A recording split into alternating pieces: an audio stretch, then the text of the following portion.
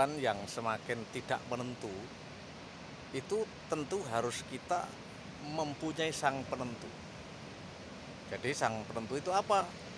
Ya Tuhan yang maha menentu. Ya, zamannya sudah mulai edan. Jadi kalau kita ikut edan, ya jadi edan sungguhan. Ya. Jadi kita ngaji Al-Fatihah lagi. Ya. Jadi ngaji Al-Fatihah itu sangat penting. Kalau kemarin sudah bicara Maliki Yaumiddin, nah, sekarang Maliki Yaumiddin, Iyyaka na'budu wa iyyaka nasta'in. Ini hati-hati. Ini bisa kita terjerumus ke kemusyrikan kalau kita hanya begitu. Umpama kita mengatakan iyyaka na'budu wa iyyaka nasta'in. Nah, ini harus ada kejelasan. Jadi bismillah yang di atas bersama Allah, itulah sang penentunya. Jadi dalam hati juga harus ada iyyaka dalam kurung Allah, begitu. Dalam hati Allah, begitu. Wa iyyaka dalam hati juga Allah, begitu. Jadi hanya kepadamu Allah. Nah, saya menghambakan diri. Wa iyyaka hanya kepadamu Allah. Nasta'in. Kami mohon pertolongan. Nah, ini hati-hati. Jangan sekedar dicopot saja. Kalau ayat itu hanya dicopot, iyyaka na'budu wa iyyaka nasta'in, itu bisa musyrik. Ya kepada siapa? Iya kakaknya itu kepada siapa? Kepada demit misalnya? Kepada keris misalnya? Kepada genderuwo misalnya? Nah, atau kepada sesama manusia? Iyyaka na'budu wa iyyaka nasta'in harus dipertegas.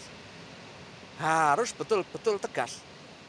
Hanya kepadamu ya Allah saya menghadapkan diri, hanya kepadamu ya Allah kami mohon pertolongan. Nah, itu harus jelas itu. Wah, pinter dalil, tahu-tahu ngucapnya cuma gitu aja. Iyyaka na'budu wa iyyaka nasta'in. Wah, gayanya sok.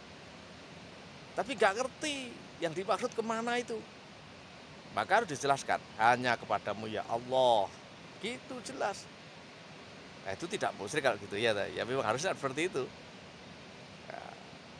Ihdinas siratal mustaqim. Tunjukkanlah kami ya Allah. Ada gitunya juga. Kalau enggak gitu bisa musyrik juga. Gitu. Hanya kepadamu ya Allah saya menghambakan diri, umpamanya begitu. Dan hanya kepadamu ya Allah aku mohon pertolongan. Nah, ya Allah tunjukkanlah aku atau kami kebenaran yang lurus. Kok bukan jalan kebenaran gitu?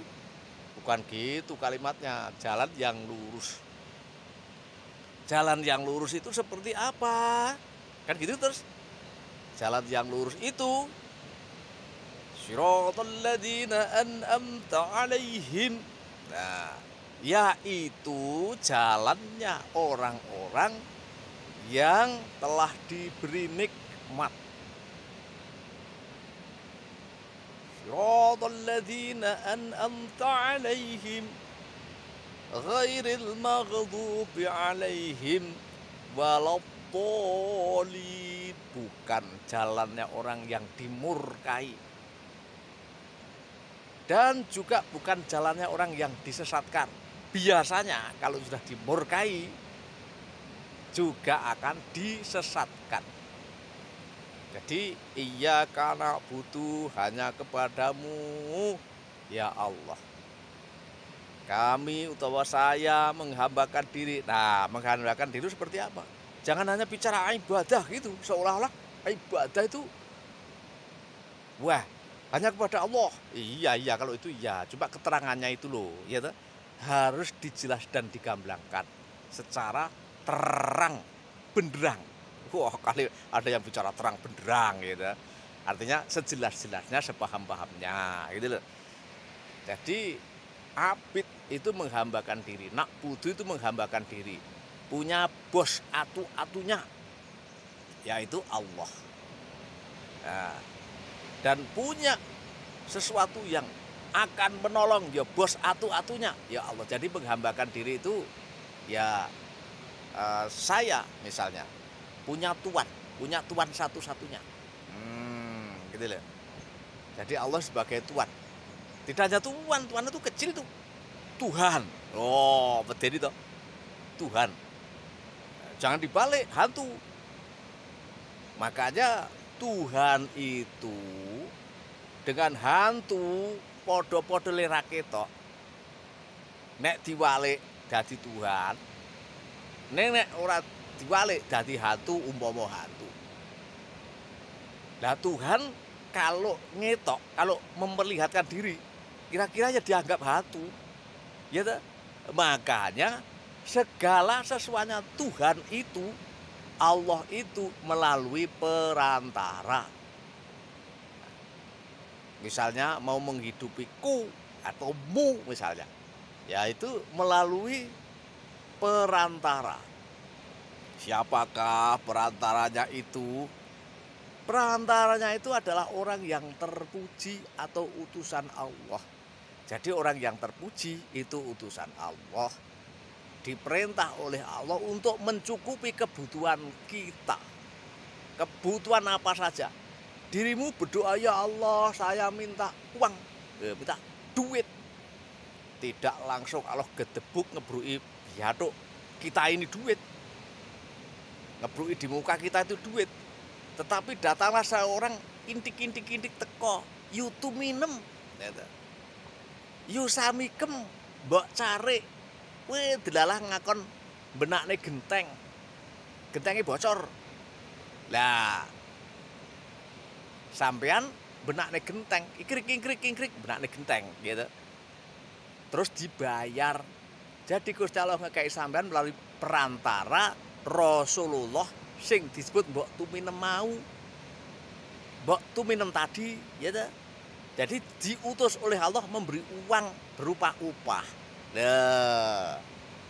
Nah kalau datang Allah sendiri datang, ya Allah saya minta uang, buat debuk datang di depanmu dan Allah juga menampakkan dirinya, lah kan dianggap hantu itu, ya ta?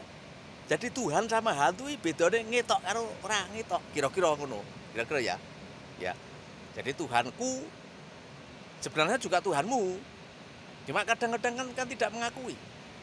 Kalau Tuhanku namanya Allah, Tuhanmu mungkin ada yang Allah atau mungkin ada yang lain, ada yang mungkin Maha Kuasa. Yang penting kan tidak disekutukan. Tidak disamakan yang lain. Orang mau musyrik itu gampang-gampang saja. Iya karena butuh, duh Gusti Allah aku menghambakan diri hanya padamu. Dalam minum budrek, dia tuh ngeluh, kepalanya pening. Datang ke tempat warung, Lek, aku tuku budrek, wah beli budrek gitu.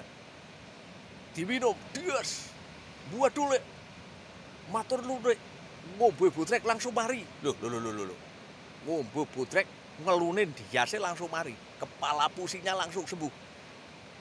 Nah itu musyrik tidak itu? Musyrik menyamakan budrek dengan Tuhan Allah atau nama yang lain, ya. Agar tidak musyrik bagaimana?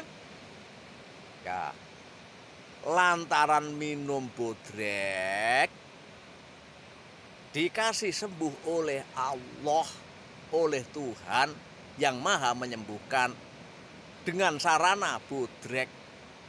Kalau sarananya budrek apa? Itu namanya Ahmad.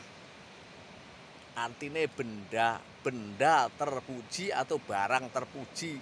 Barang terpuji itu banyak, ya ta? Keris, ake, kalau bisa untuk menyembuhkan sebagai lantaran untuk menyembuhkan. Kalau Allah mengutus ake, ya itu tidak musyrik. Bisa juga sembuh, wong dia disuruh Allah kok. Lah tetapi kalau mulut kita yang ngomong ini, karena ake atau karena keris kita sembuh, musyrik. Musyrik itu gitu. Jadi jangan lop-lop di pinggir jalan. Wah, kafir, syirik. Wah, lah misalnya begitu. Ada. Kadang ya ora ngerti sing ngomong kuwi wis bengak-bengok. Ah, makanya ngaji itu penting ya. Agar tahu, agar kita itu mendapat rahmat dari Tuhan, dari Allah. Nah, agar kita jadi orang bijaksana, agar kita jadi orang yang terpuji. Orang yang terpuji utusan Allah, ya, selalu diutus oleh Allah. Nah, kebaliknya orang yang terkutuk itu utusan setan. Setan itu semua perilaku yang tidak terpuji atau yang terkutuk. Nah, perilaku kita, perilakumu, perilakuku, sikapmu, sikapku yang tidak terpuji itu namanya setan, syaiton. Jadi hati-hati orang ngaji itu ndak usah jeruk-jeruk, ndak usah dalam-dalam. Al-Fatihah dulu dikupas. An'amta alaihim berarti engkau diberi nikmat, berarti ku swarga, gitu. Maghdubi alaihim waladhdallin berarti kuwi neraka. Ora diberi nikmat. Kuwi diberi sengsara, neraka. Narun artine sengsara utawa gedhi panas. Narun ini panas sing ati, yo narun, panas sing pikir, yo narun, rokok. Ya. Jadi yo rasa ngenteni nek mati mbuh aku ora roh. Tapi kira-kira iya, ya ta? Disebut sebutke iya. Nek kira-kira urung ngerti aku. Ning nek donya iki cilaka banyak. Jadi an'amta alaihim iki bejo, maghdubi alaihim cilaka. Kuwi an'amta alaihim swarga. Nah, maghdubi alaihim neraka. Jadi wong supaya tetep dadi Rasulullah. Kuwi atine kudu eneng gustine. Di dalam hati harus selalu menyebut nama Allah atau nama Tuhannya. Itu namanya zikir. Nah, zikir tauhid sejati maksudnya apa? Nah, kita menyebut nama Tuhan yang tidak ada lain kecuali Tuhan yang Maha Esa. Itu zikir tauhid sejati. Kalau orang dulu namanya tauhid sejati karena mulutnya susah, mau nih tauhid susah. Ya, jadi ngaji sudah Maliki Yaumiddin sudah dirajai kemarin itu ngajinya sudah sampai situ. Maliki Yaumiddin dirajai nalikone berperilaku agama utawa nalikone tiap hari berlaku agama utawa tiap hari berbuat terpuji. Itu namanya Maliki Yaumiddin, dirajai oleh Tuhannya. Nek dirajai oleh Tuhannya kita jadi orang yang terpuji. Ya itu aja dulu, okay?